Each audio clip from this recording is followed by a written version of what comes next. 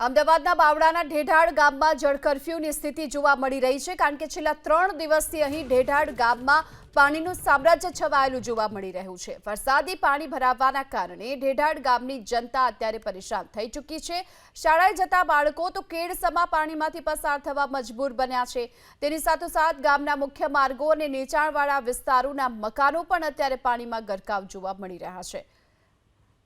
3 દિવસથી આ પ્રકારની સ્થિતિ છે, ત્યારે બાવળાના ઢેઢાડ ગામમાં જળ કર્ફ્યુ જોવા મળી રહ્યું છે। જ્યાં નજર નાખશો ત્યાં માત્ર પાણીને પાણી જોવા મળી રહ્યું છે। રોડ રસ્તા ક્યાં છે તે પણ હાલ અહીં કહી શકાય તેમ નથી।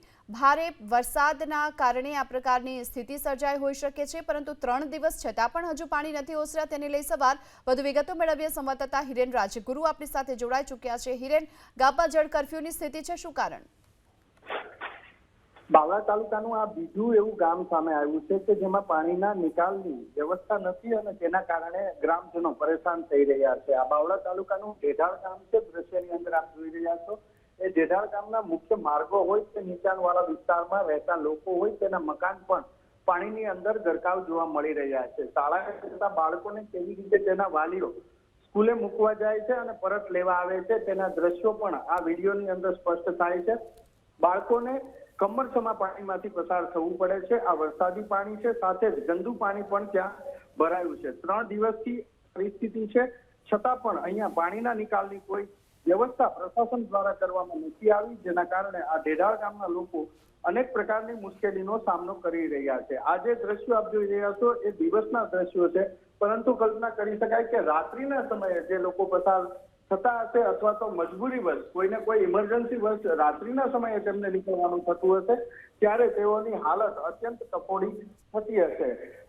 3 દિવસથી આ પરિસ્થિતિ છે સ્થાનિકોના જણાવ્યા પ્રમાણે, પરંતુ પ્રશાસન દ્વારા પાણીના નિકાલની કોઈ પણ પ્રયાસ નથી કરવામાં આવ્યો। સૌથી ગંભીર અને બેદરકારી ભરી જો કોઈ વર્તણૂક હોય તો એ વર્તણૂક એ છે કે 3 દિવસથી પાણી ગામની અંદર ભરાયેલા છે। ગામમાં જાણે જળ કર્ફ્યુ લાગ્યો છે તેવી પરિસ્થિતિ છે, છતાં પણ પ્રશાસન દ્વારા પ્રયાસ પણ નથી કરવામાં આવ્યો। જો પ્રયાસ કરવામાં આવે અને નિકાલ ન થતો હોય તો અલગ વસ્તુ છે, પરંતુ પ્રશાસન દ્વારા ત્યાં કોઈ જોવા પણ નથી ગયું। અનેક જગ્યાએ ફોન કરી અને ગ્રામજનો થાક્યા છે। બીજી તરફ સૌથી મહત્વપૂર્ણ બાબત કે બાવળા તાલુકો એવો છે કે જેનું આ 3જું કે 4થું ગામ એવું સામે આવ્યું છે કે જે ગામની અંદર વર્ષો પહેલા પાણીના નિકાલની વ્યવસ્થા હતી, પરંતુ છેલ્લા 4-5 દિવસથી પાણીના નિકાલની વ્યવસ્થા નથી, અથવા તો પાણીના જે વહેણ છે વહેણ બંધ થઈ ગયા છે, જેના કારણે આ લોકો છેલ્લા 3 દિવસથી પાણીની અંદર રહેવા મજબૂર થયા છે। જી, આભાર આપનો આ સમગ્ર માહિતી બદલ। તો 3 દિવસથી આ પ્રકારની સ્થિતિ જોવા મળી રહી છે બાવળાના ઢેઢાડ ગામની, કે જ્યાં લોકો પરેશાન છે।